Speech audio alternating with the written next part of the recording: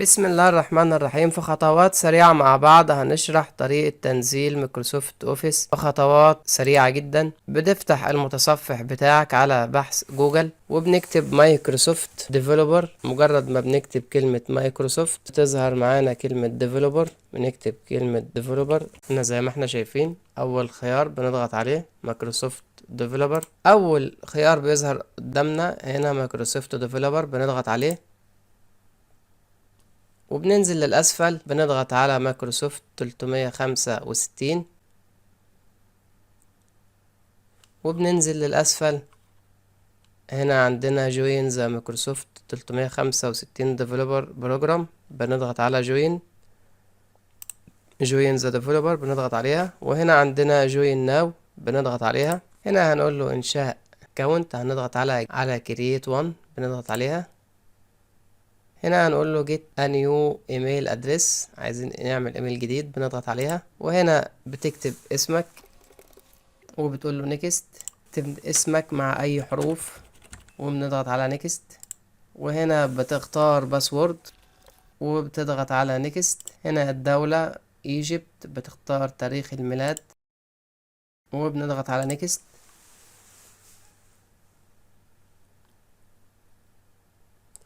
وهنا بنضغط على نيكست. وهنا ده لغز، هو عامل لك علامة صبعه وش العربية اتجاه الأصابع. تخلي هنا وش العربية برضو باتجاه الأصابع بالشكل ده، وهتقول له سبميت. هنا هتخليها بالشكل ده وهنضغط على سبميت، وكده هيقول لنا تم بنجاح. هنا في حاجة عملناها غلط، هنحاول من الأول. كل ما بتغلط كل ما يخليك تحاول مرة جديدة. هنا زي ما احنا شايفين علامة صح، تم بنجاح. كده انت عملت اللغز، هيدخلنا للخطوة اللي بعدها. هننتقل للخطوة اللي جاية. هنا زي ما احنا شايفين هنا طالب مننا اسم المنطقة، هنختار الدولة بتاعتنا.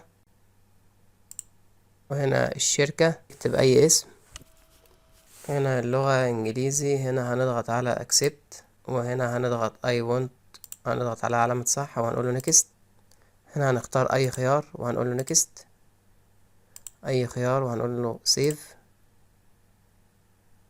هنا عندنا بنختار خيار configurable sandbox، بنعلم عليه هنا في المكان ده وبنضغط على next. وهنا اسم الدولة بنختاره، هنا بنكتب اسمك.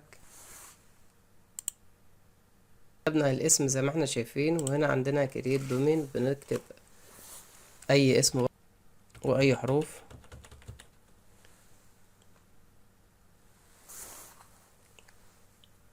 وهنا بنكتب الباسورد، يكون فيه حروف وأرقام، لازم يكون معدي ال15 حرف. دخل باسورد انت تفتكره، يكون فيه 12 حرف ورقم، وتكتب فيه رمز زي الشباك. وهنا بتضغط على كونتين،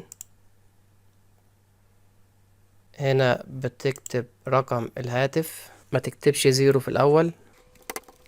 وهنا بتستلم كود على رقم الهاتف اللي انت كتبته، هتقول له سند كود، هيبعت لك رسالة على الهاتف.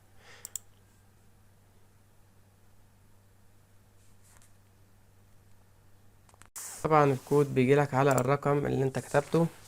بندخل الكود مع بعض وهنقول له سيت اب.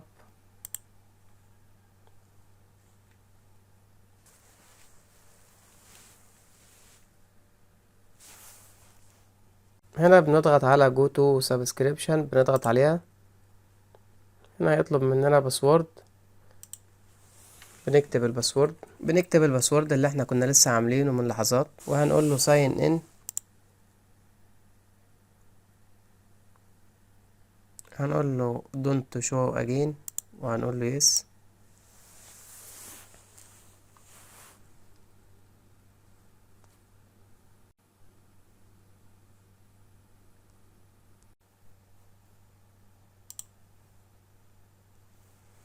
هنا عندنا خيار انستول ابس، عندنا خيار مايكروسوفت 365 ابس بنضغط عليه. هنا زي ما احنا شايفين هنضغط على بدء التحميل. ده طبعا بينزل معانا مفعل مجاني 2024. بنضغط على فتح المجلد، وكده زي ما احنا شايفين البرنامج مايكروسوفت اوفيس اتحمل قدام حضراتكم اهوت. دي كانت طريقة تنزيل برنامج مايكروسوفت اوفيس 2024. كل اللي عليك بتعمله بتسطب البرنامج زي اي برنامج، تسطيب سهل جدا. كده وصلنا لنهاية شرح تنزيل البرنامج مايكروسوفت اوفيس. لو عجبك الفيديو ما تنساش اللايك والاشتراك في القناة، والسلام عليكم ورحمة الله وبركاته.